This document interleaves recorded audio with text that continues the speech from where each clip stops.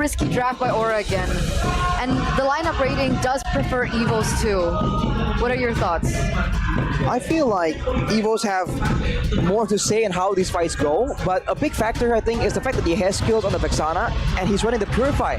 So if there's a big engage attempt, especially from the Tigreal, you can Purify out of it, and if you terrify the Tigreal, that's that engage tool just cancelled out. That's usually how that matchup really plays out.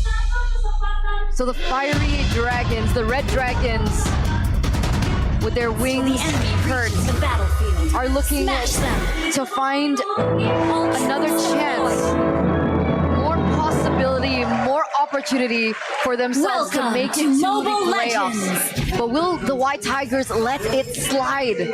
Welcome, ladies and gentlemen, to game number 1 between Aura and Evo's Glory. Already seeing the difference in the clear speed. That Alpha is definitely a massive problem right here. The Brands goes with a quantum charge, so he will be going for a bit more mobility, more ways to go around, but oof. Already Kabuki trying to exert his dominance right here. Trying to tell him that he should know his place. Weakness finder on the Roger, by the way. Kabuki already. He's gonna have to get punished a bit for it. Brands is trying to freeze up this wave, but he's actually doing so much damage back to Dreams too. Brands and Dreams super low in the early parts of the game. Yaoi getting that Jikundo down. Right, so we're see. I think Gugun now with the concussive blast, he's gonna try and match the clear speed of Annabelle. But we have to see in the mid lane, Clocken with the Impure Rage, not the Quantum Charge. He's gonna be going for a bit more sustain with the mana, and he's gonna be able to go and do more damage when it comes to the short trades, the one spell poke damage. That is something they can play around with. But him and Yehezkiel clearly wants to go for the utility and the mobility, wanting to be ganking as much as possible for the team. See that Brands is also playing really safe with his choice in these sub-emblems, understanding that he will be the main target, and in that lane, it looks like Kabuki is having a better time actually. It looks like Brands is zoned under his own tower. It's the weakness finder and the master assassin. Allows him to just be a lot more aggressive, especially in these early stages, to try and pressure Brands into something more. And if Brands gets a bit too low and sticks around for a bit too long, the dive is very available with all the tools that Aura have at their disposal. Oh, it's a Black Dragon form though. Yeah, right as the turtle gets reset, actually a big resource burnt out already. With Yaoi in the back right now, is that's actually just Fluffy jumping in with his Exodus Welcome, finding Gugun. Now Retry Battle, it's still gonna be Gugun despite the implosion now by Dream. A 3-man shove as the Purify gets used up by Yehezkiel. Fluffy still alive, gonna be taken down now as that's gonna be 1-for-1 trade as Yaoi looks for the back as well. Clockwood very low. Yaoi acting as his assassin in the back. Yaoi very low, now chased out by Claw. 1-for-1. Make it 2 because Aura got the turtle. So it is a little bit of a win here in the early stage of the game for Aura. But that was so close for Yaoi to get taken out with his aggressive plays. Meanwhile, in the talent prediction... It's just you and Lin, man. Damn. Here's a chance for the two of you to prove us all wrong. Let's wait and see. But in that fight though, it was just so close. But with the first turtle taken by Aura, that's something they can always flex, the neutral objective control. Whoa.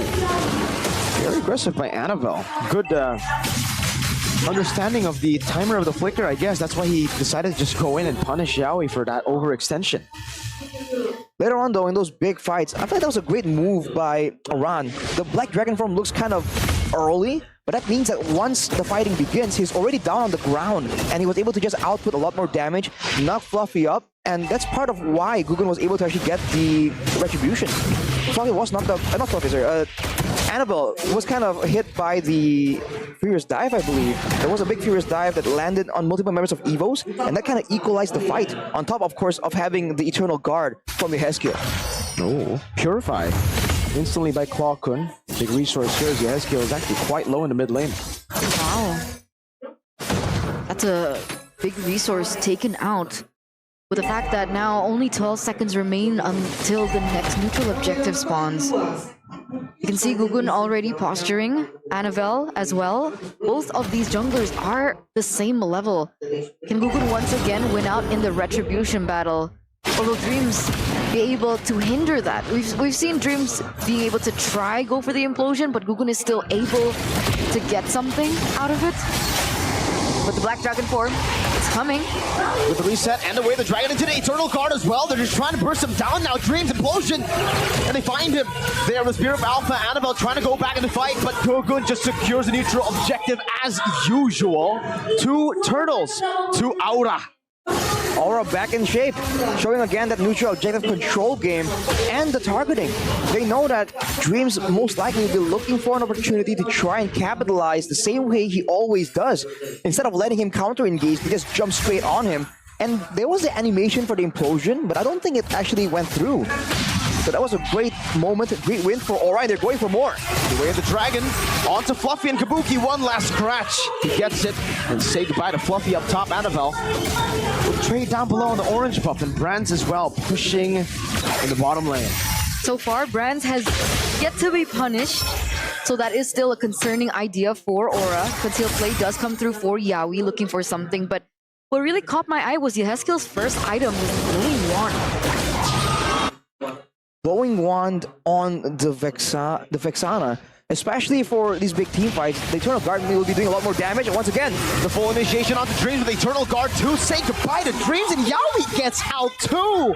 Sheesh. Clean.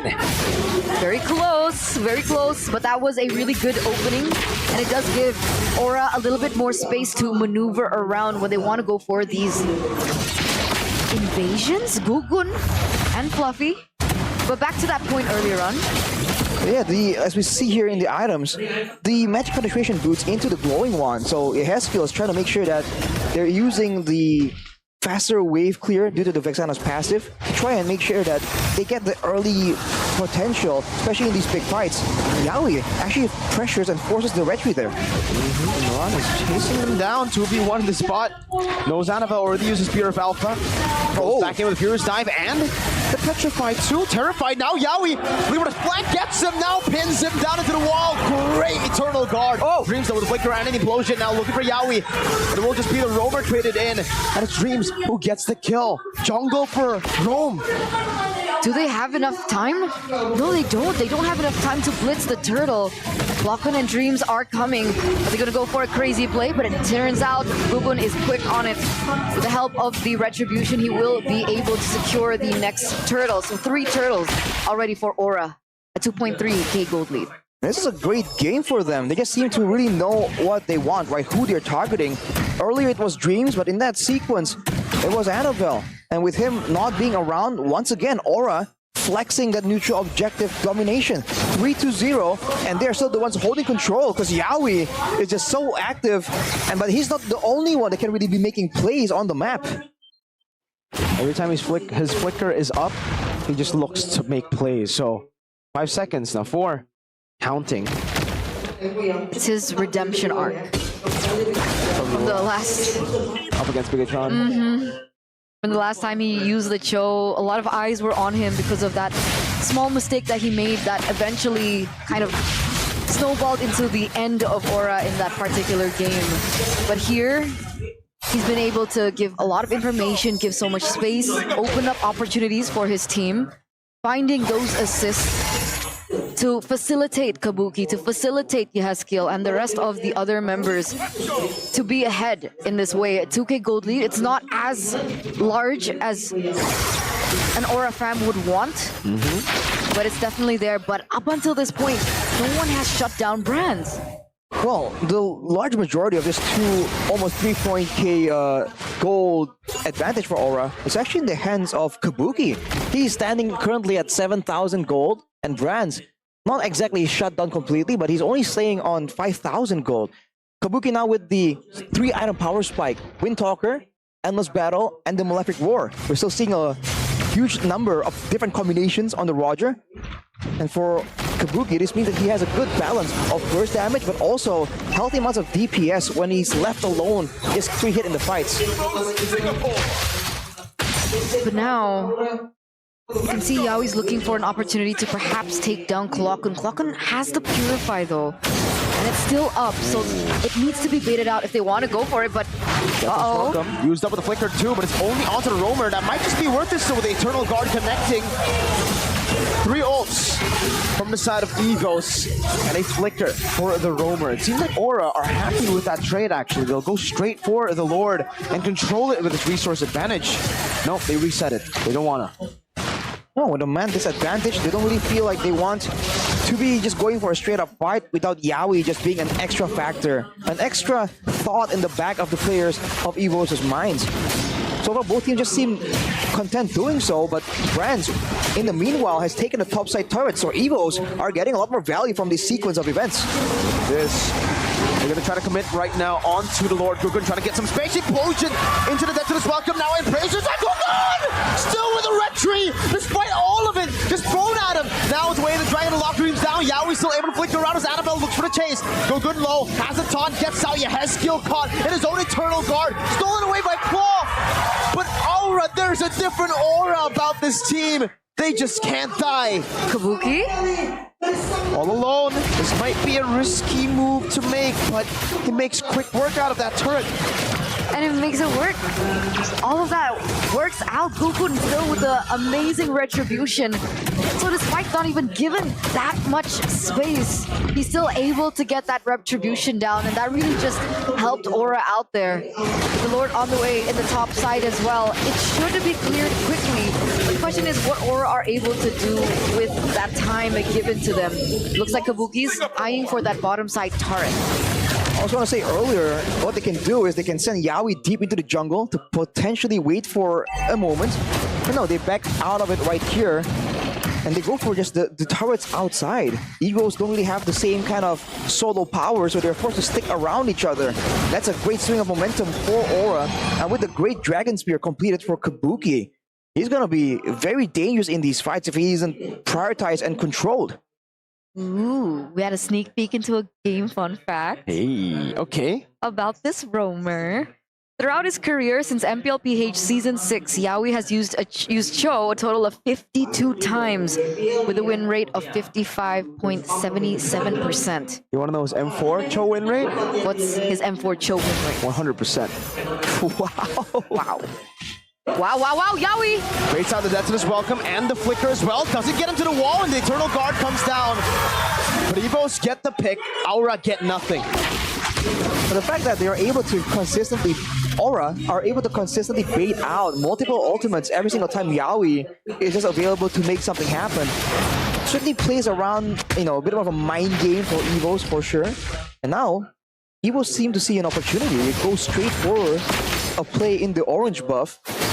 And also the mid lane though, knowing that Yawi won't be able to be making plays, and they're sending Brands to just get the much needed farm it requires. He's at a 3-item power spike at this point with the Demon Hunter Sword already completed. He has the steel leg plates and he went for the physical defense boots, warrior boots as well, to ensure that he can really hold his own when he's dueling perhaps against Kabuki later on in the game. Oh no, Clocken with the Divine Glaive. And he has the Eternal Guard in his pocket as well. We've seen it actually deal a lot of damage onto the members of Aura, especially when he commits onto it.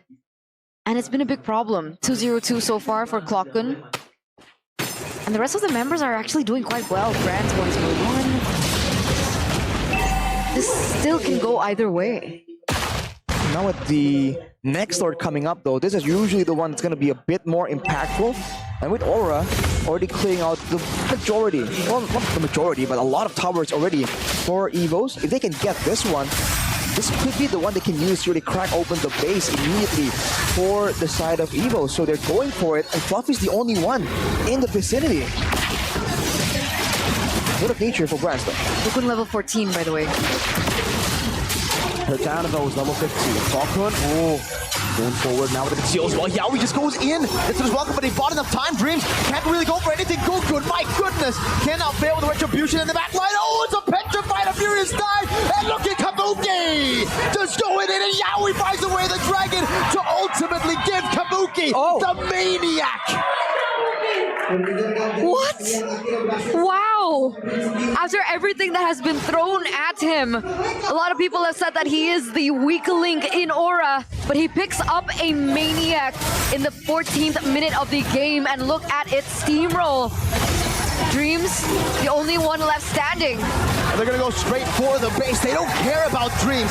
They'll try to shatter Evo's Glory's dreams this time round with a 14-minute end. And the game number 1 will be led by the Red Dragons. But their journey is still not over. There is still a possibility for evos to adapt and come back. So it has to come back down to the reset. Okay, so let's talk about this. Goku and Red Tree. Holy moly, this kid is